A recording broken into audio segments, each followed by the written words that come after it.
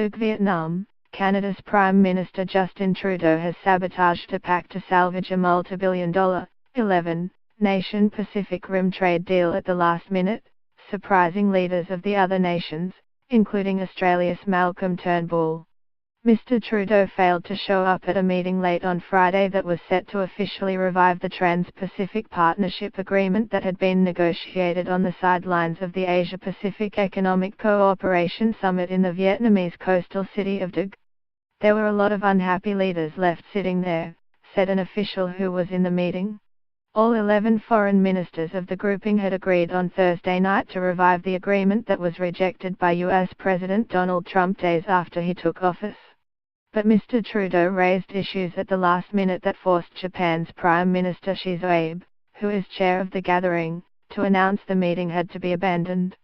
Mr. Turnbull has been spruiking the benefits of the TPP since arriving in Duc on Thursday, telling an APEC leaders reception the pact creates rules of the road to match the new economic world in which we're living.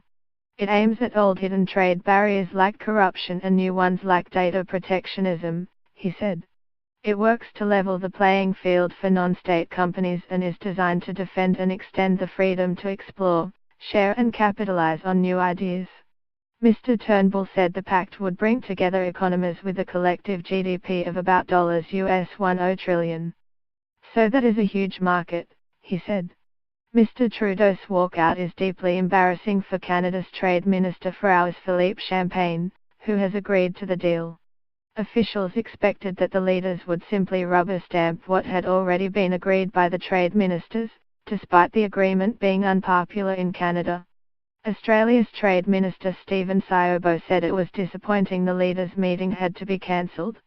He said what the trade ministers had agreed on was a very high-quality deal, one that maintained high standards and would have seen benefits flowing to the countries. Mr. Siobo said despite the setback the 10 other countries will need to consider the issues raised by Canada.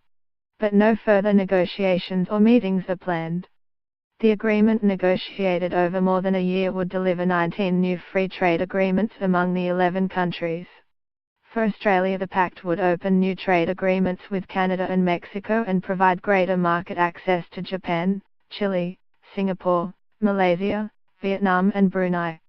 The countries account for almost 1/4 of Australia's exports of goods and services. Backed by Australia, Japan has lobbied hard to proceed with the pact that is seen as a way to counter China's regional dominance. Mr. Turnbull met Mr. Trudeau on the sidelines of the summit late on Friday night, a few hours after the walkout. Officials portrayed the meeting as a frank conversation between friends that clearly expressed Australia's disappointment.